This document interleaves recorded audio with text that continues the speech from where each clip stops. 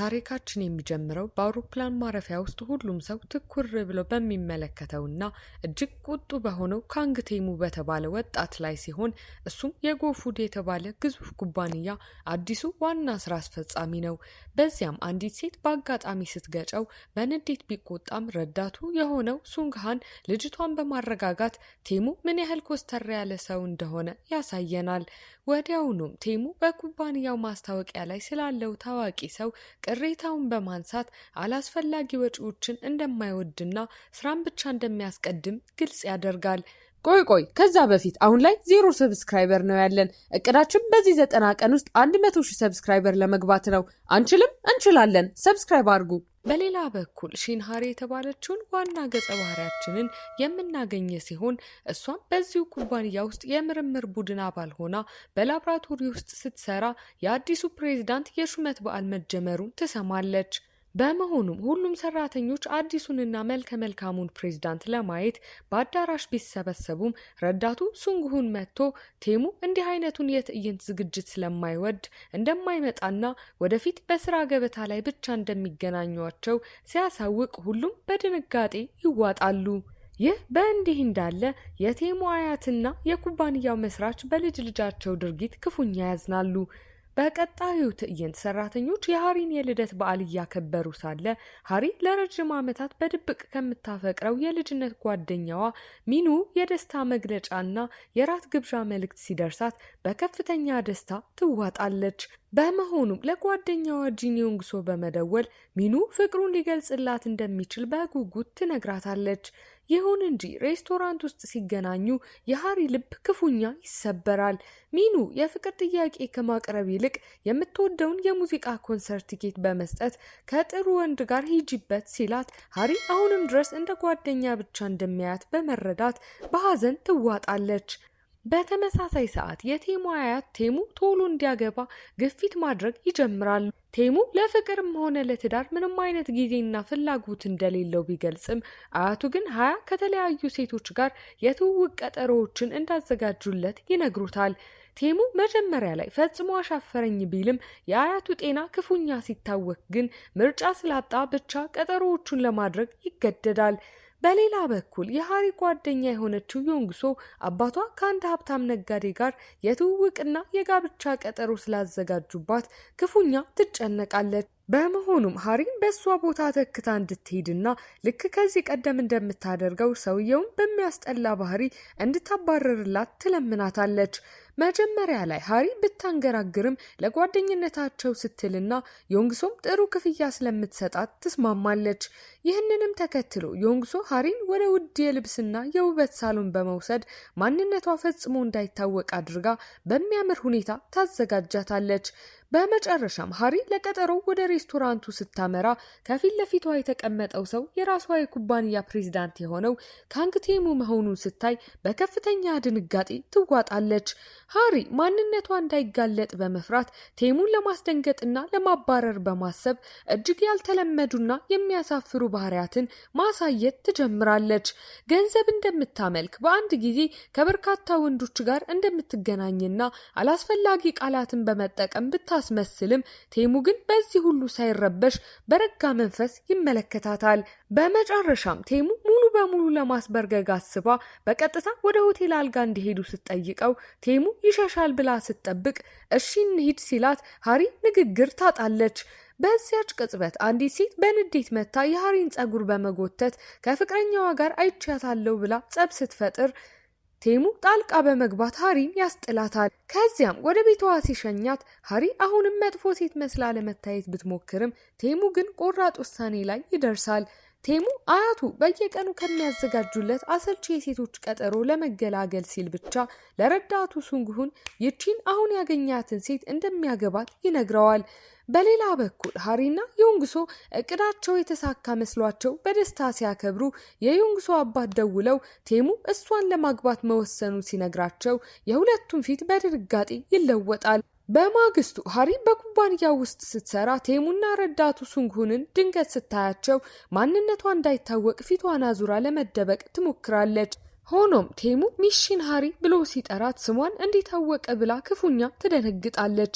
ይሁን እንጂ ቴሙ የወደቀውን የኩባንያ መታወቂያዋን ሊመልስላት ብቻ እንደ ጠራት ስትረዳ እፎይታ ይሰማታል። በሌላ በኩል ዮንግሶ ከሃሪ ጋር ስትገናኝ በአጋጣሚ የቴሙን ረዳት ሱንግሁንን ለመጀመሪያ ጊዜ የምታየው ሲሆን ባየችው ቅጽበትም ልቧ ተማርኮ በፍቅሩ ትወድቃለች። ከዚያም ዮንግሶ ሃሪ ቴሙን አግኝታ እውነቱን በመንገር ጋብቻውን እንድታስቀር ታስገድዳታለች። ሃሪም ቴሙን አግኝታ ላለማግባት እንደወሰነች በግልጽ ብትነግረውም ቴሙ ግን ቢያንስ 10 ጊዜ ተገናኝተው ከተዋወቁ በኋላ እንዲጋቡ ይጠይቃታል። ሃሪም ትዳር ለአንተ ቀልድ ነው እንዴ ብላ ስትቆጣው ቴሙ ከሌላ ሴት ጋር አልፈልግም፣ ላገባ የምፈልገው አንቺን ብቻ ነው ሲላት ሃሪ በግራ መጋባት ውስጥ ሆና ጥላው ትሄዳለች። ውጭ እንደወጣችም ድንገት ያፈቀረችው ሚኑን ስታየው በዚህ ማንነቷ እንዳያት በመፍራት በፍጥነት ሮጣ በአቅራቢያው ወደ ቆመው መኪና ትገባለች። ነገር ግን መኪናው የቴሙ መሆኑን ስታውቅ ክፉኛ ትደነግጣለች። በዚህ ጊዜም ቴሙ ልታገቢኝ ካልፈለግሽ ለምን ወደ መኪና የገባሽ ብሎ ሲጠይቃት ሃሪ እሱን ማግባት እንደማትፈልግ በድጋሚ ትነግረዋለች። ቴሙ ግን ምንም ቢሆን እንደሚያገባት በቆራጥነት ሲገልጽ ሃሪ በድንጋጤ በየትኛውም አቅጣጫ ባይህ አትመቸኝም፣ አነጋገርህ ደስ አይልም፣ መልስህም ልክ እንደ አስቀያሚ ጥንታዊ ወፍ ነው ብላ ሰድባው ትወርዳለች። ቴሙም ጥንታዊ ወፍ የተባለው ፍጡር ምን እንደሆነ ባለማወቁ ረዳቱ ሱንግሁን ፎቶውን ሲያነሳውና በእርግጥም ትመስለዋለህ ሲለው ቴሙ በንዴት ይቃጠላል። በማግስቱ ሃሪና ዮንግሶ ማታ አብዝተው በመጠጣታቸው ፖሊስ ቤት እንዳደረሳቸው ሲያስታውሱ በሀፍረት ይሸማቀቃሉ። ቪዲዮውን እዚህ ድረስ ከተመለከታችሁ ተመችቷችኋል ማለት ነው። ቪዲዮውን ላይክ ቻናሉንም ሰብስክራይብ ማድረግ እንዳይረሳ እንላለን። ወደ ታሪካችን ከጥቂት ቀናት በኋላ ሃሪ በኩባንያው ውስጥ ሳለች የልብ ጓደኛዋ ሚኑ መጥቶ ለስራ ባልደረባዋ ስጦታ ሲሰጣት ስታይ ልቧ በድጋሚ ክፉኛ ይሰበራል። በሐዘን እየተመለሰች ሳለም ቴሙን ድንገት ስታየው እንዳያውቃት በፍጥነት ስትሮጥ ተንሸራታ ትወድቅና ጫማዋ ተፈናጥሮ የቴሙን ፊት ይመታዋል። የቴሙ ማፍንጫ ደም ሲደማ ሃሪ በፍርሃት ስትሸሽ ቴሙ አሳዶ አሳንሰር ውስጥ ይደርስባታል። ቴሙም የወደቀውን መታወቂያዋን አይቶ በቅርቡ ለኩባንያ ያቀረበችውን ድንቅ የምግብ አሰራር ሀሳብ ባለቤት መሆኗን ሲረዳ ለስራዋ ያላትን ብቃት በማድነቅ ለመጀመሪያ ጊዜ በበጎ እይታ ይመለከታታል። በሌላ በኩል ዮንግሶ ለቴሙ እውነቱን ለመንገር ስትሄድ ቴሙ ቀድሞውኑ በቀጠሮ ላይ የመጣችው ሴት እሷ እንዳልነበረች መረዳቱን ይነግራታል። ከዚያም ያቺን ሴት ካላመጣችላት ሚስጥሯን ለአባቷ እንደሚነግር አስጠንቅቆ ያባርራታል። ዮንግሶም በጭንቀት ለሃሪ ደውላ ሁኔታውን ታስረዳታለች። በዚህ መሃል ቴሙ እንደ ጥንታዊ ወፍ ትመስላለህ ብላ የሰደበችውን ያቺን ሐሰተኛ ሴት ለማግኘት ብቀላውን ለመወጣት በጉጉት ይጠባበቃል። ዮንግሶም ሃሪን በድጋሚ በማሳመር ቴሙ ወደሚገኝበት ሬስቶራንት ይዛው ትሄዳለች። ሆኖም ሃሪ ቴሙን ስታየው በድንጋጤ ቦርሳዋ ሲወድቅ የቤተሰቦቿ የድሮ ሬስቶራንት ኩፖን አብሮ ይወድቃል። ቴሙም ኩፖኑን አይቶ ሲጠይቃት ሃሪ ቤተሰቦቿ በከፍተኛ የገንዘብ ችግርና ዕዳ ውስጥ በመሆናቸው ምክንያት በዮንግሶ ቦታ ለቀጠሮው ለመምጣት እንደተገደደች እውነቱን ታስረዳዋለች። ገንዘቡን መመለስ ባትችልም ምንም አይነት እርዳታ ቢፈልግ እንደምታደርግለት ቃል ትገባለች። ቴሙም ድንገት እስኪ ንገሪኝ በየትኛው አቅጣጫ ነው ያንን አስቀያሚ ወፍ የምመስለው ብሎ ሲጠይቃት ሃሪ አሁንም በስድቧ ማዘኑን ተረድታ በለስላሳ ድምጽ በእርግጥም ትንሽ ትመስለዋለህ ስትለው ቴሙ በድጋሚ በንዴት ይገላምጣታል። በመቀጠልም እውነተኛ ስሟን ሲጠይቃት ማንነቷን ደብቃ ጉምሃይ በማለት የሐሰት ስም ትነግረዋለች። ይህ በእንዲህ እንዳለ የቴሙ አያት የልጅ ልጃቸው ፍቅረኛ እንዳለው ሲሰሙ በአካል ሊያዩዋት አጥብቀው ይጠይቃሉ። ቴሙም አያቱን ለማሳመን ሲል ለሃሪ ገንዘብ በመክፈል የሐሰት የፍቅር ጓደኛ ሆና እንድትጫወትለት ይጠይቃታል። ሃሪ መጀመሪያ ላይ ፈጽሞ ብትቃወምም የቤተሰቧን የገንዘብ ችግር በማሰብና ቴሙም ከፍተኛ ክፍያ ስለሚያቀርብላት በስተመጨረሻ ውሉን ለመፈረም ትገደዳለች። ውሉ ላይም ሃሪ ሚናዋን በተገቢው መንገድ ካልተወጣችና ውሉን ካቋረጠች የተከፈላትን 100 እጥፍ እንድትመልስ የሚል ከባድ ቅጣት ይሰፍራል። ከዚያም ቴሙና ረዳቱ ሱንግሁን ሃሪ በሐሰተኛ ማንነቷ ስለ ቴሙ የህይወት ታሪክ፣ ትምህርትና ፍላጎቶች ሁሉንም ነገር በቃሏ እንድትይዝ ያሰለጥኗታል። በተጨማሪም ኒውዮርክ ውስጥ እንደተገናኙና እዚያው እንደተፋቀሩ የሚገልጽ የሐሰት የፍቅር ታሪክ ይፈጥራሉ። ሃሪ ግን ይህ ታሪክ ለአያቱ እንደማይዋጥላቸው በመግለጽ ዝናብ እየዘነበ በአጋጣሚ ተገናኝተን ተፋቀርን የሚል አዲስ የሮማንስ ታሪክ ስትፈጥር፣ ቴሙ ግን ዝናብ ፈጽሞ እንደማይወድ በመግለጽ ሐሳቧን ውድቅ ያደርገዋል። ማታም ወደ ቤት ሲመልሳት ሃሪ ድካም አሸንፏት በቴሙ ትከሻ ላይ እንቅልፍ ሲወስዳ ቴሙ በለስላሳ ፈገግታ ይመለከታታል። በማግስቱ ሃሪ በኩባንያው ውስጥ የጣሊያን ምግብ ፕሮጀክት ላይ ስትሰራ የልብ ጓደኛዋ ሚኑ ሬስቶራንት ጋር በጋራ እንዲሰሩ ሐሳብ በማቅረቧ ቴሙ ሳይቀር ይደነቅላታል።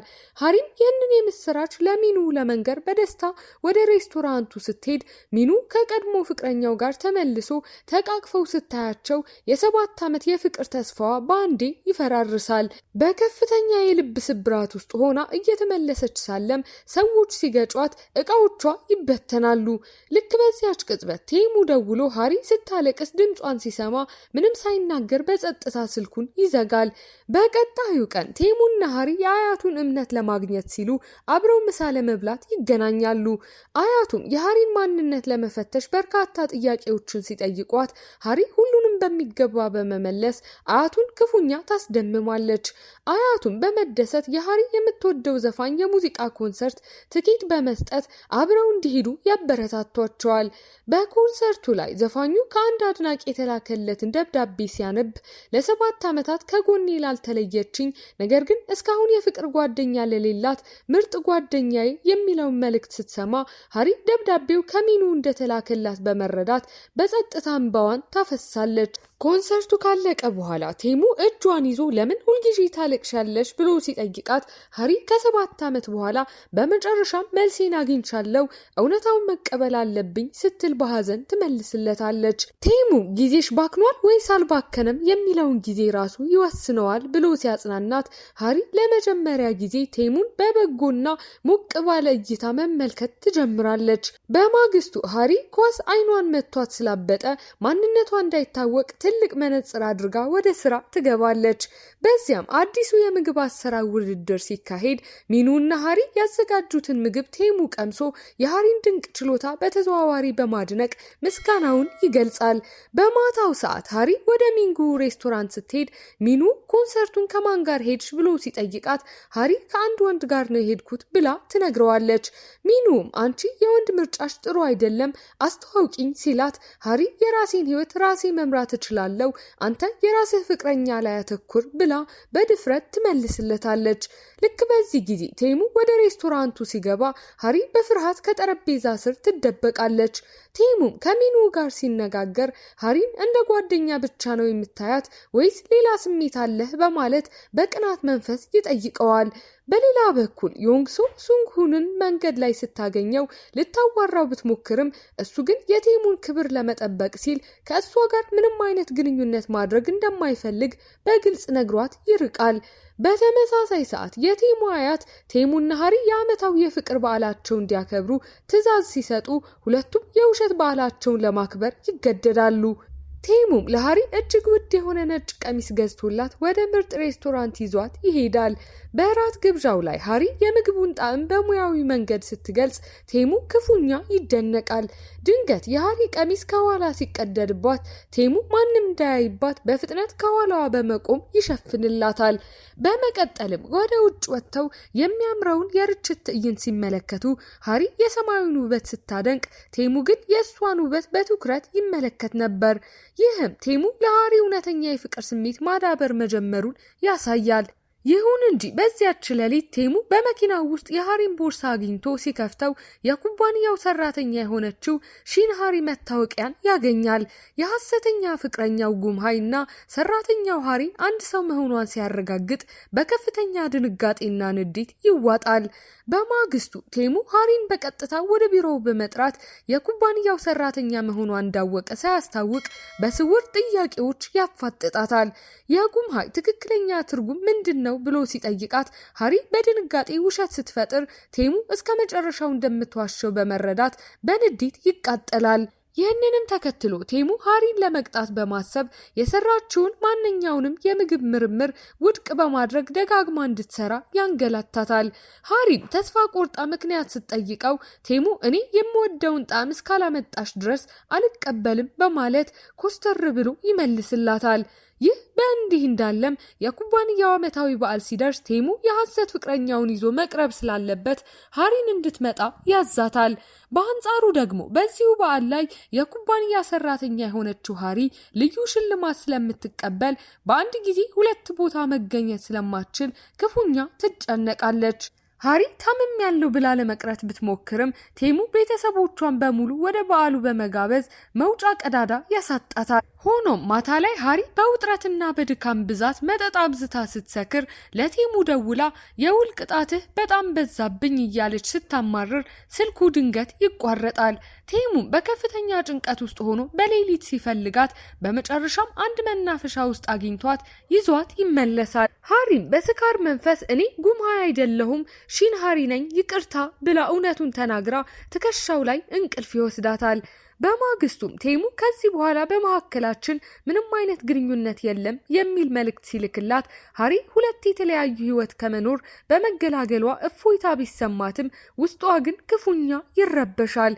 ቴሙም ሃሪን ለመርሳት በማሰብ ወደ ኒውዮርክ ቢጓዝም በሄደበት ሁሉ የእሷ ምስል እየታየው ሊረሳት ፈጽሞ አይችልም። በሌላ በኩል ዮንግሶ ጎረቤቷ በድብቅ ካሜራ ክፍሏ ውስጥ እንደቀረጻት ስታውቅ ወደ ፖሊስ ጣቢያ ልትሄድ ስትል ሰውየው ሊያጠቃት ይሞክራል። ልክ በዚያ ጊዜ ሱንግሃን ደርሶ ሰውየውን በቁጥጥር ስር በማዋል ለፖሊስ ያስረክበዋል። ቴሙም ይህንን ወንጀል ሲሰማ ሃሪን ይዞ ወደ ፖሊስ ጣቢያ በመሄድ እሱ ራሱ የሰውየውን ኩባንያ በመግዛት ከስራ አባሮ እስር ቤት እንዲገባ ያደርገዋል። ይህንንም አጋጣሚ ተጠቅሞ ቴሙ ለሃሪ እውነተኛ ስሜቱን ለመግለጽ ወስኖ ውድ የሆነ የአንገት ሐብል በመግዛት የራት ቀጠሮ ይጋብዛታል። በራት ግብዣው ላይ ቴሙ ፍቅሩን ሊገልጽላት ሲዘጋጅ ሃሪ ግን በድንገት የስራ መልቀቂያ ደብዳቤዋን ከፊቱ ታስቀምጣለች። ማንነቴን ደብቄ በማታለሌ ይቅርታ እባክህ ስራዬን አይተህ አታባረኝ ስትለው ቴሙ ያዘጋጀው የፍቅር ጥያቄ ሙሉ በሙሉ ፈርሶ በድንጋጤ ይመለከታታል። ሱንግሁም ቴሙን ሃሪ ለ7 ዓመት ያፈቀረችው ሰው ስላላት ጊዜ ስጣት ብሎ ይመክረዋል። በማግስቱ ቴሙ የሃሪን የስራ መልቀቂያ ቀዳዶ በመጣል አንቺ የመሰለች ታታሪ ሰራተኛ ኩባንያዬን አትለቅም በማለት ከስራ በኋላ በሚስጥር ፕሮጀክት አብረው እንዲወጡ ያደርጋታል። በሚስጢር ፕሮጀክቱ ሰበብ ቴሙ ሃሪን ወደ ሲኒማ ቤት ይዟት ሲሄድ ሲኒማ ቤቱ ሙሉ በሙሉ ለሁለታቸው ብቻ ተከራይቶ ነበር። ይሁን እንጂ ሚኑና ጓደኞቹ በአጋጣሚ ወደዚያው ሲመጡ ሃሪ ቴሙን ማንም እንዳያየው ከጀርባ ደብቃው ትሸሻለች። ይህ ሁኔታ ቴሙን ቢያበሳጨውም ስለሷ ያለውን ስሜት ሲል ግን ሊቀይረው አልቻለም። በሌላ በኩል ዮንግሶና ሱንግሁን በመካከላቸው ያለው የፍቅር ስሜት እያደገ መጥቶ በይፋ የፍቅር ግንኙነት ይጀምራሉ። ቴሙ የሃሪን የኢንስታግራም ገጽ በመመልከት የምትወዳቸውን ቦታዎችና ምግቦች አጥንቶ በስራ ጉዞ ሰበብ ወደ ባህር ዳርቻ ይዟት ይሄዳል። በዚያም ሃሪ የልጅነት ህልሟ የሆነውን የበርገር መኪና ስታገኝ በደስታ ትዋጣለች። ይህንንም ያዘጋጀላት ቴሙ ራሱ ነበር። ሆኖም ሲመለሱ ኃይለኛ ዝናብ ሲዘንብ ቴሙ ወላጆቹን በዝናብ ቀን ያጣበት አሳዛኝ ትዝታ ውልብ ስለሚልበት ሃሪን በድንገት ከመኪናዬ ውረጂ ብሎ አባሯት ይሄዳል። ሃሪም በዝናብ ውስጥ ተጥላ ክፉኛ ብታዝንም ቆየት ብላ ዝናብ እንደማይወድ ስታስታውስ ጥፋቱ የእሷ እንዳልሆነ ትረዳለች። በማግስቱ ቴሙ ሃሪ ወዳለችበት ሆቴል መጥቶ ለጓደኞቿ ራሱን የሃሪ ፍቅረኛ ነኝ ብሎ በይፋ ያስተዋውቃል። ጓደኞቿም የቴሙን ሀብትና ውበት አይተው በቅናት ሲቃጠሉ ቴሙ ሙሉ ወጫቸውን በመሸፈን የሃሪን ክብር ከፍ ያደርግላታል። ማታ ላይ ሁለቱ ብቻቸው ሲቀሩ ቴሙ ይህንን ሁሉ ያደረግኩት ስለምወድሽ ነው፣ ጊዜ ወስደሽ አስቢበትና መልስሽን ንገሪኝ በማለት እውነተኛ ስሜቱን ይነግራታል።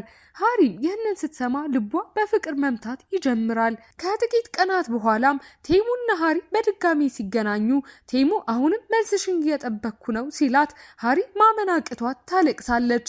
እኔም ሁል ጊዜ ስላንተ ነው የማስበው፣ ግን ግንኙነታችን ፈጽሞ የማይሆን ህልም ነው ስትለው ቴሙ እጇን ይዞ ምንም ቢፈጠር አብሬሽ እሆናለሁ ብሎ ቃል ይገባላታል። በመጨረሻም ሃሪ ፍቅሯን አምና በመቀበል ቴሙን ትስመዋለች። ቴሙ በደስታ አቅፎ አጸፋውን ይመልስላታል። ሆኖም የቴሙ አያት ቴሙ የሚያገኛት ሴት የኩባንያቸው ሰራተኛ የሆነችው ሺንሃሪ መሆኗን ሲያውቁ ሃሪን ጠርተው የልጅ ልጄን ለምን ታጠምጃለሽ? ከእሱ ራቂ ብለው አጥብቀው ያስጠነቅቋታል። ቴሙም ይህንን ሰምቶ በፍጥነት ወደ ሃሪ ሲመጣ በመኪና አደጋ ክፉኛ ይጎዳል። አያቱ ሆስፒታል ሲደርሱ ሃሪን አይተው አደጋው የደረሰው በአንቺ ምክንያት ነው ብለው ሲቆጧት ቴሙ ከተኛበት ተነስቶ አያቱ ፊት እኔ ሃሪን አጥብቄ ወዳታለሁ በማለት ፍቅሩን በድፍረት ያውጃል። በዚህ መሃል የቴሙና የሃሪ ሚስጥራዊ ግንኙነት በማህበራዊ ሚዲያ ላይ ተለቆ ቫይራል ሲወጣ ኩባንያው ውስጥ ከፍተኛ መነጋገሪያ ይሆናል። የኩባንያው የቦርድ አባላት ሃሪን ከስራ እንድትባረር ሲጠይቁ ቴሙ አያቱን ፊት ለፊት በመጋፈጥ እሷን የምታባርሩ ከሆነ እኔም የስራ መልቀቂያን አስገባለሁ በማለት ይከራከራል። ሃሪን በበኩሏ ኩባንያውን በታማኝነት እንዳገለገለችና ፍቅር ወንጀል እንዳልሆነ በማስረዳት ከስራዋ ላለመልቀቅ በቆራጥነት ትሟገታለች።